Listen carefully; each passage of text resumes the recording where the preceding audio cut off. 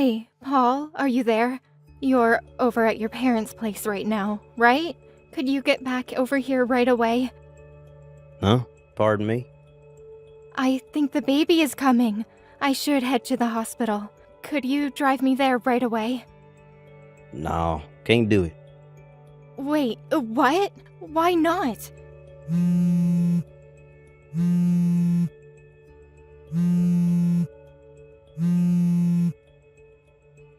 Would you just stop? I said no, for God's sakes. Why do you just hang up? I said the baby is coming. I'm having contractions. Stop bothering me. I'm not going to no hospital. How could you say that, Paul? Do you realize what this means? If I don't go to the hospital right now, the baby will be in danger. Just call a darn taxi. You can use your phone still, right? Call a cab? Are you serious? It's your child that's about to be born. How could you even say that? Why are you being so cold? I can't do this alone. Paul, I need someone by my side.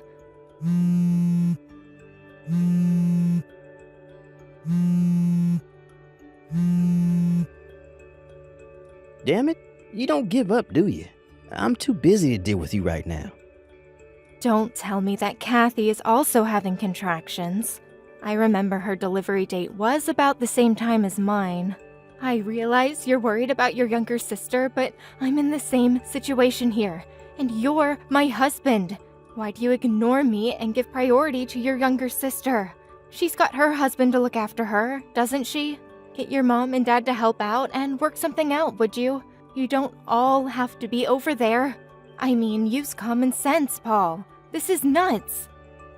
I said no way. Call a cab. Paul, you stole my purse, didn't you? Huh? What now? I was getting ready to go to the hospital by cab and checked my bag, and my purse was nowhere to be found. Oh yeah. I was on my way to take Kathy to the hospital and I realized I didn't have any money for a cab. So you took my money? Are you serious? Now how the heck am I supposed to get to the hospital? Get this through your thick skull, Trish. I'm not going to the hospital for you. I made up my mind a long time ago that if Kathy's baby came the same time as yours, I would give her priority over you. You cannot be serious. What's wrong with giving your family members priority over a stranger? You had the gall to have your baby at the same time as her. You have no right to be griping on and on about this, so give it up. Paul, I think I'm going into labor. The water. Come on, Trish. Forget the cab. Just have the baby in the bathtub or something. Figure it out yourself. And Trish, don't make a mess. Paul, Trish here. It was a boy. My neighbor, Carol, helped me out and took me to the hospital. I don't know what I would have done without her. You have got to be kidding me. You had to impose on your neighbor? I had no other choice. I had no money for a cab. I could hardly walk, for God's sake. Carol has kids, so she knows exactly how I felt and knew exactly what to do. Without her help, I don't know what would have happened. Once I'm back from the hospital, and if you have time, please thank her. I can't believe you. We need to be on good terms with our neighbors. Don't go giving our neighbors a hard time, would you? Hey, Paul, when are you coming to the hospital? I mean, you could at least pay one visit. I know you're all worried about your sister, but you're a father now. Don't you even want to see your son? As a father, that's the least you can do. Sorry, but I just can't do that right now. Kathy wants me by her side. I just can't leave her. After giving birth, she's really drained of strength, not to mention her emotional state. No, I'm gonna stick by her side until it gets better. By the way, where the hell is Kathy's husband? Shouldn't he be there? Pardon me? I know she's there at your parents' place, but she lives just down the street. Shouldn't her husband be there by now? Shouldn't he be the one by her side? Oh yeah, didn't I tell you? Guess not. She got divorced about a month ago. Wait, what? She got divorced? It seems that jerk was impotent, which meant that the kid wasn't his. Am I hearing you right? That's crazy. Well, it is what it is. So letting her have a kid all alone with nobody to rely on, it just seemed cruel, you know? As her big brother, I made up my mind to comfort her any way I could. Hold on a second. I heard that Kathy was in the VIP room at this very hospital. Is that true? Yeah, that's right. Don't go complaining that you had to stay in one of those rooms with several other patients. I'm not in the mood to hear that. Relative to what you were saying, I sort of think that Kathy's husband would be demanding compensation for, it seems obvious. She's not exactly well off with that hanging over her head. How could she afford to stay in a VIP room? Yeah, well, I paid for all that. You cannot be serious, Paul. We can't afford to pay the hospital fee for 2 women? Are you nuts? So you saying I should just dump on Kathy, huh? My little sister? No, I'm not saying that. All I'm saying is that I wish you would have talked to me before making such a decision. Just think of our financial situation. There's no way we could afford to put her up in a VIP room. Quit yapping on about what's already been done. What's the use? If you keep this crap up, Trish, I may even think about divorcing. You don't want that, do you? Pardon me? You're the one that's gonna pay the price if that happens. You have no parents or siblings to fall back on. That's a low blow, Paul. Even for you. Anyway, why'd you even have to get pregnant? Just my little sister was plenty. We don't need any more kids in this world. This whole mess is all your fault. Why'd you have to go and get pregnant? What you just said, I hope you don't regret it. All a wife has to do is obey her husband. Can you at least do that? Kathy just woke up. Let's cut this short, shall we? See ya. Hey Trish, how are you? Congratulations. Thanks for giving us a grandson. Dad, wow, it's been so long. How have you been? Yeah, not bad. Sorry to contact you out of the blue like this. I got your line ID from your friend Carol, your neighbor. Nice girl, by the way. Yeah, she's great. She told me all about it. She's the one that got in contact with you, right? Yes, that's right.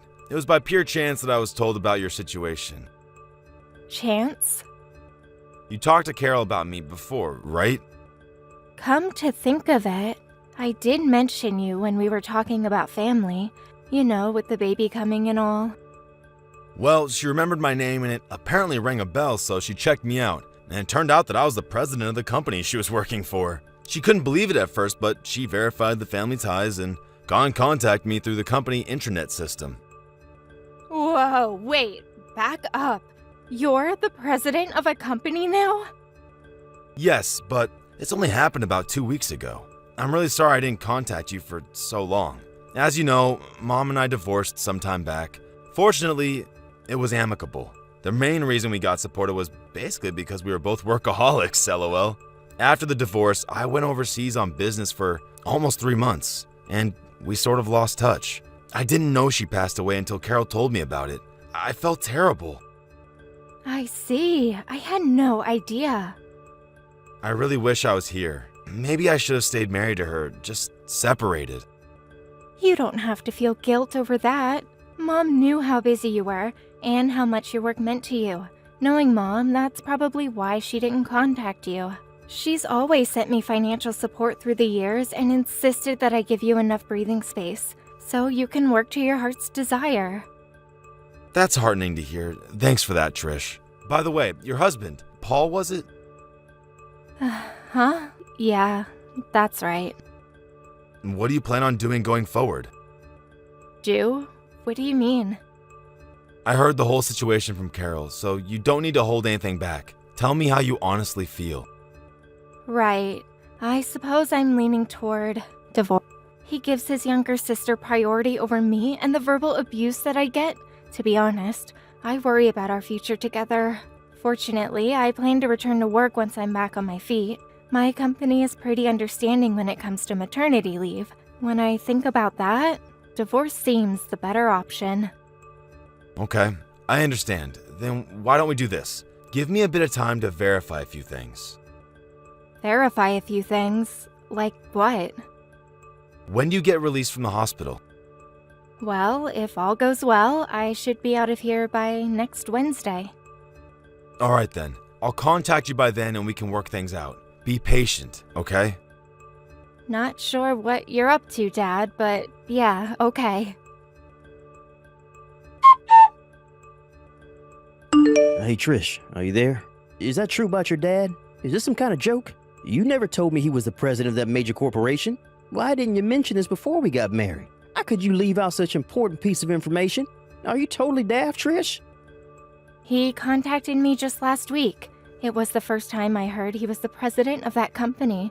I had no idea. He was working overseas for the past 3 months and just returned last week, and was promoted to president on his return. If your father is the president of that major corporation, well, that means you're the daughter of a big shot. You're like a VIP or whatever. Yeah, well, this only happened 2 weeks ago, so I was never a VIP or socialite or whatever. But you are the daughter of a company president. That's a fact. What the hell is going on here? If I had known this earlier, I would have... This is not happening. Hey, Paul, are you upset about something? You're acting real weird. Yeah, I'm upset. How can I not be? Your father is a big investor in our company, and I mean one of the biggest. Really, I didn't have a clue. And his company is one of our top clients. One move, and he has the power to even bankrupt us. Seriously, this is the first I'm hearing about this. You never mentioned your work stuff to me, so how would I know, right? Apparently, your father contacted the president of my firm and wanted him to check out his employees. He eventually heard there was some sort of shenanigans going on. They found out that me and Kathy's work performance was, not up to par. I'm just assuming here, but I bet you guys were forcing others to do your job and taking time off when you weren't permitted to. Is that about right? Huh? Hold it a sec. Why do you know that? Again, I'm just assuming, but considering your attitude toward everything, and this goes for your sister too, it just seemed like the logical thing you guys would do. You sound like you're enjoying this, like it's just some casual conversation or something. You realize that both Kathy and I have been transferred? And get this, we're not being transferred to the same location either. Roger that. Don't go screwing up this time, Paul. Roger, what? The hell do you think you are anyways? It was all your fault that we ended up in this predicament. What are you going to do about it? I went to your father's office and had a meeting with him. I got down on my hands and knees begging him to reconsider, but your father just ignored me. This whole thing wouldn't have happened if you had just told me about your father and not kept it a secret. How could you be so devious? If you'd only warned us, we'd have been able to be more careful at work. Like I said, I haven't seen my dad in a while, and I only learned of this like 2 weeks ago. How am I supposed to tell you when I didn't even know? And for your information, I had no connection to your job. You never told me anything about where you and Kathy worked or what you did. Yeah, so maybe it was my father who checked up on your work performance. But it was you guys who abused your position. To me, it looks like you guys are the only ones that are ultimately responsible. Don't blame all this on me. And another thing, I plan to divorce you once and for all. What? Wait, divorce? My father introduced me to a lawyer, so he'll probably be paying you a visit sometime soon. So I would appreciate it if you would sign it. Trish, come on. You don't want to do this. In addition, I plan to demand compensation for emotional distress that you caused all these years, especially when our baby was born. Any court will rule in my favor. Oh, and I will be demanding the proper child support for our son. We mustn't forget that. No, you can't do this. I have a lot on my plate now. I have to pay for Kathy's stuff, and getting pushed out and transferred to some branch office somewhere means a reduction in pay. Taking money from me now? Your timing is impeccable, Trish.